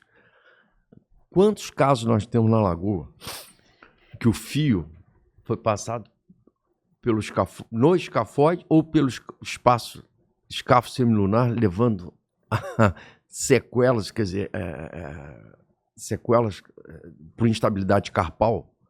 Porque ele saiu rasgando tudo. Todo o ligamento. De uma outra articulação, lá na frente, assim, que não tinha nada a ver com a fratura. Nós não temos um, não. Temos alguns. Não, tem alguns. Você olha assim, você fala, ai meu Deus, mais um. Porque a criança depois, ela apresenta déficit de flexo-extensão no punho. Quando você vai ver o escafoide verticalizado, totalmente verticalizado, ruptura do ligamento. É um tipo de lesão que você não espera ver numa criança. Numa criança. Aí você fica até se perguntando... A criança não faz estabilidade aguda do punho, é muito raro. Ela faz fratura... É uma coisa difícil até da gente imaginar, porque o fio inadequado, tentativas e tentativas... Não, é mais fácil, você tem a fratura aqui. O que é mais fácil? Abrir um segmento, eu passo puxa fio, aqui, passou para lá, passou para cá. É isso aí. Só que se passar aqui e você fletir, vai passar onde? No espaço escafo semilunar. Você faz uma lesão iatrogênica. E o fio... Isso é outra coisa. Talvez na emergência. Mas nem sempre pode fazer. E por que eu não arriscaria, porque a melhor forma de você fazer é pegar pela estiloide aqui mais embaixo, fugir da fise e descer com o fio. Numa emergência ali, você está atendendo. Por mais bem intencionado que você esteja, se você não tiver com o material adequado, melhor não fazer. Melhor não fazer. Bota no CISREG, encaminha, do que fazer uma lesão iatrogênica, que é muito mais difícil de corrigir, muito mais. Tem outra lesão também que a gente vê também, que é relativamente habitual, é o seguinte, faz uma fratura do rádio, não faz da una. Aí na hora que vai imobilizar, o segmento distal, por causa da ação do pronador, tá num plano. E o cotovelo tá no outro. Aí você faz a radiografia... O rádio está no segmento distal em perfil, né? E o proximal. Cara, você fazer uma osteotomia dos ossos do antebraço...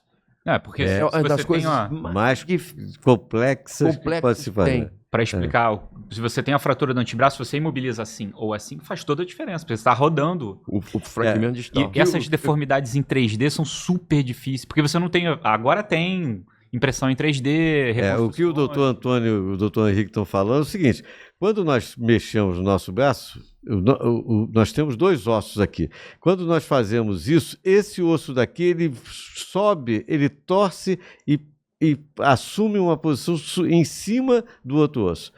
Se na hora de botar o braço na posição, o indivíduo põe nessa posição, está quebrado aqui, esse segmento vai ficar numa posição e o outro na outra. E mais, ainda vai ter restrição de tudo. De tudo, né? O osso roda pela fratura, então ele não está reduzido. Você só roda um segmento. Aí você cria uma deformidade tridimensional que é super difícil. Acho que das mais... fechamento fisário e essa osteotomia diafisária, olha, vou te falar, é difícil. A passagem inadequada de fios... Então, redução... essa posição da passagem do fio, de como passar o fio, é sempre uma dificuldade. Né? Existe uma patologia que é a sinostose radionar proximal. Que explica o que é uma sinostose radionar. É a fusão do... O osso, o rádio e a una se colam. E com isso o braço não torce. Não é que ele se cola. Dentro da formação, quer dizer, dos ossos, não se diferencia. Ele não há uma diferenciação. Então eles não se separam. Mas pode ser uma fusão. A sinostose pode ser uma fusão. Mas é por não separação. Mas você pode ter uma sinostose por trauma, por exemplo. Então, trauma. É a fusão. Eu definia a sinostose. Mas que eu estou raciocinando seria a sinostose congênita. E como congênita, uma das indicações que a gente tem é o quê? Quando a criança ela nasce em pronação, né? E tem uma coisa que é interessante, o seguinte, que é principalmente o segmento não dominante em oriental, porque se você pensar na população brasileira, ela é muito mais interessante porque ela é muito heterogênea, né? Então, se você pensar no oriental, você tem que transformar esse braço, porque se ele chegar em neutro, tudo bem, teoricamente no ocidental não tem problema, porque com o desenvolvimento da tecnologia, você trabalha muito hoje com os antebraços pronados. Mas o oriental necessita da supinação, principalmente do lado não dominante. Por quê? Porque ele, quando come... Ele come com o bowl preparando aqui, na mão. O bowl aqui, e ele usa então, muda de acordo com a percepção de sociedade. Mas isso não é só lá não, porque em Manaus se come na mão. Sim, você tem que adaptar. Com a mão. Você tem que adaptar a técnica com a necessidade da cultura e da sociedade que você está lidando. É isso que eu estava falando, na verdade parece uma bobeira. O movimento de pronospinação é super importante. Tem muita coisa que você faz em pronação, mas muita coisa você faz em neutro e em supinação. Né? Então, perder esse movimento é fundamental. É terrível, parece uma besteira. Né? Mas... Não, é fácil a pessoa, quem está nos ouvindo e assistindo, é fácil perceber na rua quem tem uma limitação dessa forma. Porque o braço... Você vê que a pessoa ela tem que compensar com o braço, porque esse movimento aqui de você supinar, né, de você pedir, esse movimento não é feito aqui, e ele acaba sendo feito compensado no ombro. E essas crianças com sinostose às vezes chegam com um arco de movimento muito limitado numa posição disfuncional. Né? Então... Ainda tem outro negócio também que me lembrei agora. O bullying. Eu tô falando de quem que operou a criança. O rapaz que a gente operou, que terça-feira ele tinha um osteocondroma séssil no ombro, mas é um negócio grande. Enorme, não era grande. Teoricamente é grande. Enorme. Teoricamente, não, era um osteocondroma único, céssil, grande. O osteocondroma é um tumor ósseo sólido, né? Que cria uma saliência no osso. E, teoricamente, a indicação foi relativa. Relativa por quê? Podia até nem operar. Mas o problema estava onde? O problema dele está crescendo demais também, ele pode malignizar. Uma das coisas que indica que ele malignizou é que ele está crescendo demais. Ou quando ele tem aí você tira múltipla localização, né? Quando você a osteocondroma, nós tivemos ano passado um caso da osteocondromatose múltipla e que houve um crescimento mais rápido no úmero. E fazendo a revisão bibliográfica, é a maior incidência no úmero, e nós tiramos, era um condrosarcoma. Eu vi aqui na nossa lista um assunto que eu acho interessantíssimo, que é a lesão pelos fogos de artifício. Sim. E que eu imagino, e aí vou fazer uma pergunta inversa daquilo que eu já tinha feito nos outros temas. Isso está diminuindo? Se tem hoje... Talvez você não tenha essa expertise, porque nós vivemos uma época que acender fogos e soltar fogos era natural, né? Fazia-se isso sem nenhuma preocupação, sem nenhum cuidado, e os resultados e as consequências eram as mais drásticas que a gente pode imaginar. Isso ainda continua com aquela mesma frequência ou isso diminuiu? A minha opinião... Não mudou? Não, diminui, voltando à sociedade, a heterogeneidade da sociedade brasileira. Dependendo da onde. Da onde é. Nordeste continua. Se você pegar o Sudeste, antigamente nós soltávamos balão. Criança, tinha aqueles balãozinhos de festa junina pequeno. Balão japonês. O japonês. Você tinha estalinho, você tinha bombinha, cabeção de negro, você tinha várias coisas que vendiam na festa de São João. Aquilo era natural na nossa época. Você pode ver que hoje não tem. Não se vende mais isso. Mas no Nordeste e no Norte vende. Então eu acho que na nossa região diminuiu e teve também o fator educacional. Porque tudo na verdade é educação, né? Nada, você não corrige nada, você não corrige um país sem educá-lo, né? Essa é a verdade. Então, educação é a base de tudo. Qualquer coisa que você queira fazer em termos da população, você só consegue... Nós reduzimos, hoje nós temos a população ocidental em redução. Sim. Para ter uma ideia, já há uns 2 anos atrás, o IBGE divulgou uma previsão estatística de que em 2080 nós teremos uma redução da população brasileira de 1/3. Se você olhar, pegar o Globo hoje, tem a estatística que está falando sobre isso. 2070... vão nascer. Tá em estatística lá, 2070 a nossa população vai diminuir. E isso vai criar um problema sério no INSS. Essa previsão já foi feita há uns 3 anos atrás pelo IBGE, dizendo que eles chegaram a dizer que a nossa população chegaria à metade. Metade ela vai diminuir, por exemplo, em termos de projeção em 2070, acho que diminui 100, vai para 200 e poucos milhões, né, brasileiros. Eu não sei. Porque eu li, eu não me lembro o número. Eu não parei para ver esses números, porque não é difícil você ver.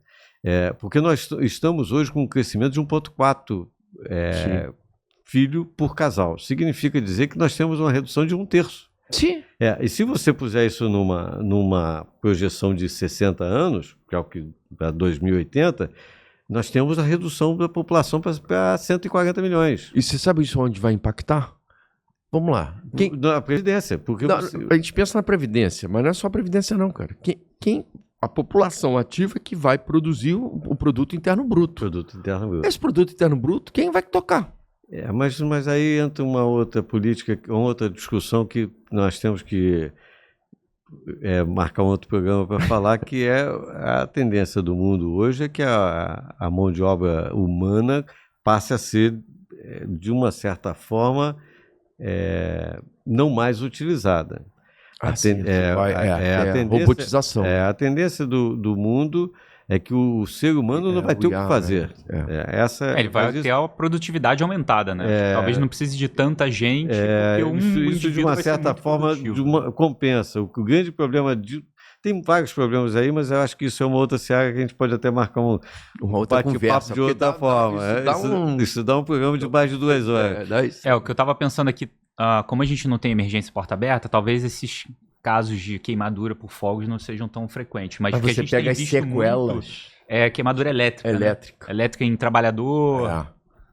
Que também dá uma sequela gravíssima. Aquele caso que a gente fez um retalho, que ele tinha uma lesão enorme. Recentemente eu fiz um caso dramático também. Aí já como é que fala? Trabalha em empresa de eletricidade mesmo. E aí, choque de alta voltagem. Alta voltagem. Ele amputou os dois antebraços. o garoto de 20 e poucos anos, a nível do terço. Terço médio superior? Não, antes, parte proximal do antebraço, ficando... 2 cotos. 2 cotos pequenos, aí você tem que fazer, quer dizer, reconstrução... Esse que a gente reconstruiu chegou para amputar os dois lados. Vocês têm serviço de apoio para protetização de membro superior? BBR. A BBR? BBR ajuda. É que faz o suporte de vocês. Isso. E as próteses nossas estão com qualidade ou estão ainda naquelas próteses estéticas apenas? Não. Depende do que você São está falando. O SUS, ele fornece... estética. Não é estética. É a prótese básica, que é mecânica, entendeu? Que é como se fosse aquela do Capitão Gancho, vamos assim chamar. É uma prótese mecânica que funciona. Que funciona. Ela funciona. Tem algumas funções, vamos dizer assim. Vamos dizer assim. Mas não é uma prótese de alta performance. Aí você tem as próteses que são as mioelétricas. Aí os custos, você vai colocar eletrodos. Por isso que eu volto àquele negócio da amputação, que é o início do tratamento, o início da vida. Você vai amputar, aí é que entra. Você vai amputar... Você vai amputar para não ter função ou você vai amputar para dar nova vida à pessoa? Então você tem que conversar com o protético, que é a pessoa que vai protetizá-lo, para saber o melhor nível de amputação e a prótese que ele vai usar. Entendeu? Entendi. E isso é super importante, ainda mais nessas amputações duplas, né? Você imagina. Se você tem uma mão preservada, ou a gente conseguiu preservar a mão daquele outro caso. Não, ele lembrou de um caso aqui também que foi emblemático lá no hospital, que é um garoto que na igreja... Houve uma discussão interna no hospital. Ouve só, esse caso é interessante. Porque esse menino estava na igreja dele, e aí ele foi levantar fazer um... Ele estava fazendo uma obra para a igreja. E aí levantou um negócio, tipo se fosse um poste. Só que bateu na rede elétrica. Na rede elétrica de alta tensão.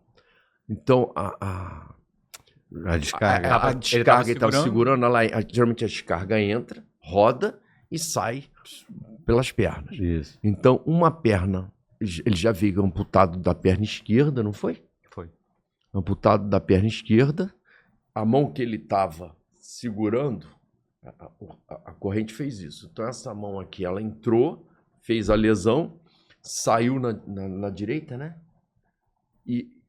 Eu acho que entrou pelas duas mãos e saiu pela perna. Entrou pelas duas mãos. Entrou e saiu, porque saiu pela perna.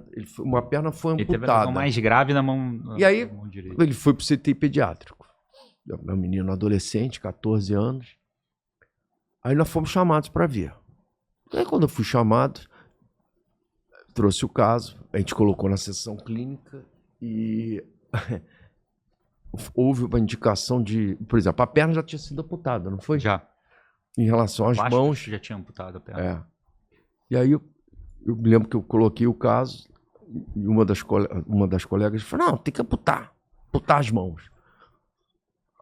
Aí é o seguinte, quem tem uma mão... se você pode preservá-la.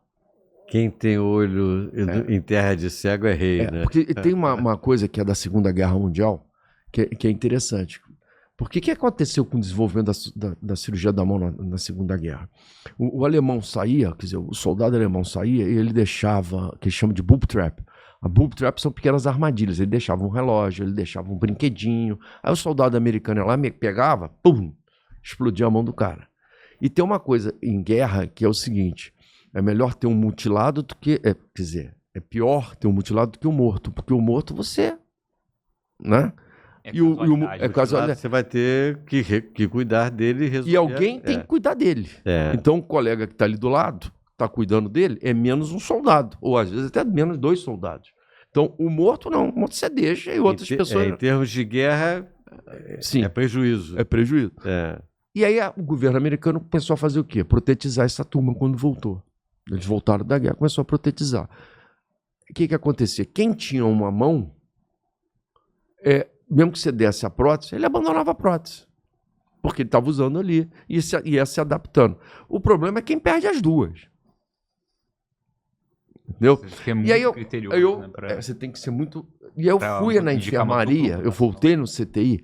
Quando eu voltei no CTI, eu vi assim, uma cena engraçada, porque ele estava com a perna preservada, uma amputada e a outra preservada, fletida, e o celular na perna. A mão melhor, eu acho que era a esquerda dele. Essa mão, ele estava digitando. E a outra, por onde saiu a corrente, realmente ele estava dando só ruim. apoio. Só apoio. Aí eu falei pro Antônio, vamos fazer o seguinte, aquela mão lá a gente vai preservar. A gente tem que dar um jeito de preservar essa mão. De mãos. Vai ficar com uma. A outra nós vamos amputar, porque não tem jeito. Aí teve aquelas discussões. Aí depois eu falei, não, isso é um problema meu. Fui lá, fiz um retalho inguinal, porque tem o seguinte, por que um retalho inguinal? Porque é um retalho de segurança. Aquela microcirculação dele também, por causa da Tava bastante danificado. Aí desbridei o que tinha que desbridar, soltei o máximo tecido necrótico que eu pude, fiz o retalho. Para o pessoal ter uma ideia, o retalho inguinal, o paciente tem que ficar com o braço colado no tronco. 3 semanas. Colado na barriga. 3 semanas. Imagina. Eu sei que nós investimos numa das mãos. Sim. A outra também estava a outra estava muito ruim. Aí amputamos uma mão. Em resumo, esse menino, ele depois foi para a BBR protetizou o membro inferior dele, já protetizou parte do membro superior, aí ele manda, como é que é? Pelo Instagram, aquele negócio, mensagem aparece lá. E foi uma coisa assim, bastante... Tem uma funcionalidade. Ainda faz um monte de visto. Não, ele é garoto ligado à igreja, a igreja também deu apoio a ele. E foi um caso assim, bastante gratificante, né? Sim. Até por ele também, pela gratidão dele. Eu vou dar um meio encerramento, mas vocês vão entender. Primeiro, eu quero mais uma vez agradecer a presença de vocês, doutor Henrique, que lá não abandonou, porque a sua função é cuidar do serviço do Hospital Federal da Lagoa. E o que você está fazendo aqui hoje, eu acho que é uma extensão do que você faz, porque quando a gente informa o que você consegue oferecer dentro do seu serviço num hospital federal aqui no Rio de Janeiro, isso é uma coisa que a população muitas das vezes nem sabe que existe, né? Então, isso de uma certa forma, eu acho que você está trabalhando, embora não estando lá presente. Tanto você quanto o Antônio Pedro, hoje fizeram uma função pública estando numa entrevista. Eu quero agradecer a presença de vocês dois, mas antes, toda vez que eu agradeço, eu digo o seguinte, olha só, eu considero assim, as perguntas que eu tinha para fazer mais ou menos encerradas. Não que eu estou encerrando o papo. Na verdade, eu quero que vocês agora fiquem à vontade para falar qualquer coisa. Não precisa ser mais de doença, ou se quiser falar de doença, pode falar. Se quiser falar do serviço e o que vocês acharem que é o mais adequado, porque a gente tem aí mais uns 7 minutos para a gente poder... Eu vou dar minha palavra final, ela vai ser um pouco política.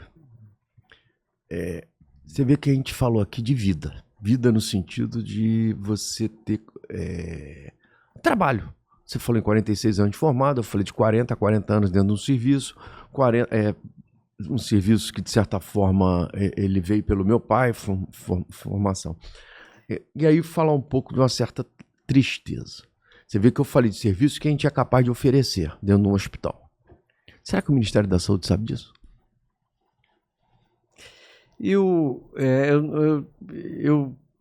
Olha Por só, isso que eu falei... Eu não gostaria de tornar político o nosso papo, mas... Mas a pergunta final é essa. Será que o Ministério da Saúde sabe disso? Eu vou lhe responder. Essa que é a pergunta. Eu tenho certeza absoluta que o Ministério sabe.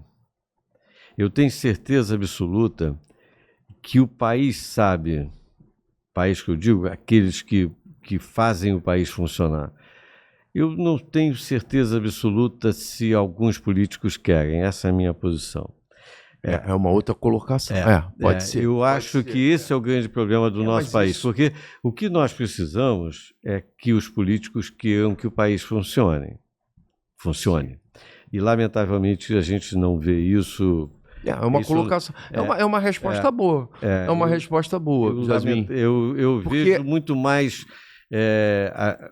o abandono do que é o certo pelo que é o interessável. ou interessante. Essa sua última frase é interessante. Porque, você sabe o que eu ia falar? Porque construir é difícil. São muitos anos de labuta. E destruir?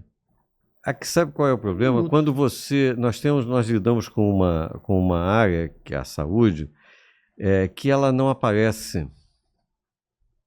O que aparece na saúde é o prédio novo do hospital construído, é a ambulância nova que está circulando na cidade. O que você faz de conteúdo comandado por robôs completamente, né? O que você tem de gente lá dentro. Né? Você tem razão. Você pode ter um prédio bonito e não ter conteúdo. Não ter conteúdo. Você pode ter um prédio feio.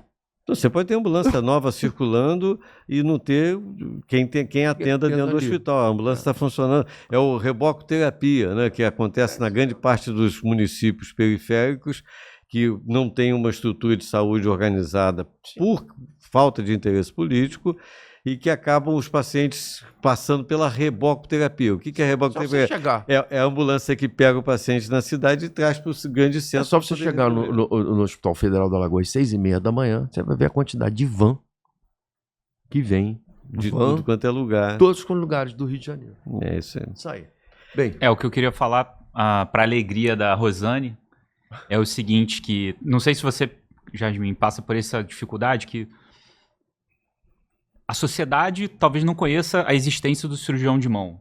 Os próprios médicos não conhecem. Dentro do nosso hospital, que tem 30, 40 anos, às vezes o clínico ou o cirurgião geral não sabe que o cirurgião de mão existe, que a especialidade existe, né?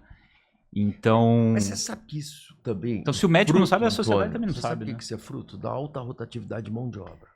Porque você não tem Vamos lá, se você pegar a nossa geração... fizeram um concurso, é o concurso de 80 e pouco, é o concurso lá da época do meu pai, fora da vida. Nós fomos criados dentro do hospital. Se você pegar a geração mais nova, já não tem concurso. E segundo, ele está aqui hoje, aí a mãe já não está ali, ele já está em outro lugar. E ele não vai criando vínculo, ele não vai sabendo... Entendeu? Não, mas eu vejo até isso pelo lado da... Na verdade, a sociedade não sabe que existe essa especialidade. Tá? Existe uma realidade no meio médico que eu lamentavelmente, comecei a ter assim, uma convivência um pouco mais intensa agora por conta de um problema particular que está acontecendo com uma operadora de plano de saúde em Niterói. E as pessoas que estão envolvidas são membros são cooperados, uma cooperativa, se manifestaram dentro de um grupo onde as manifestações escancaram uma ignorância total a respeito do sistema onde elas trabalham. Então, quando você imagina que a pessoa é dona de uma empresa, o cooperado é dono da cooperativa, sim, e ele não sabe como aquilo funciona, você imagina, é o indivíduo que se formou médico e dali para frente ele achou que só aquilo é o suficiente para ele poder saber e tocar a vida.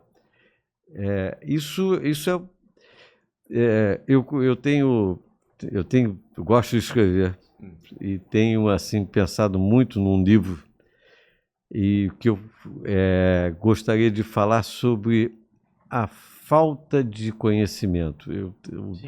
O nome que eu vou dar é uma outra coisa que eu não quero usar aqui, mas a falta de conhecimento. A falta de conhecimento, ela não existe só para quem não tem formação. Ela existe até com a pessoa muito bem formada que faz uma estagnação naquilo que faz e o mundo exterior não existe mais. Uhum. E isso, de uma certa forma, explica isso que você acabou de abordar. Eu acho que o papel do teu canal aqui, trazendo as especialidades, vai ser isso, dar popularidade e dar conhecimento para as pessoas. Falar, olha, talvez aquela doença XY seja melhor tratada por uma pessoa que tem além de ser ortopedista, porque o ortopedista a sociedade já sabe, já conhece, né? Mas talvez o cirurgião de mão não, né? Fala, talvez aquilo seja melhor tratado como especialista.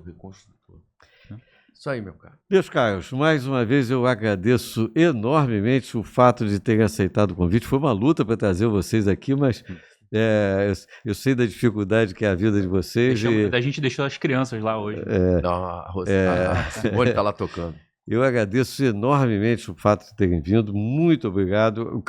Agradeço em nome do Canal Médico, o canal está tentando criar uma linha, vocês acabaram de vir aqui hoje e participar aqui hoje de uma coisa que acho que vocês vieram com uma imagem e vão sair com outra, porque o bate-papo tem um outro objetivo. Então, muito obrigado a vocês. Em nome do Canal Médico e meu pessoal, porque eu sempre sou o intermediário dessa história, agradeço muito a vocês por isso aí.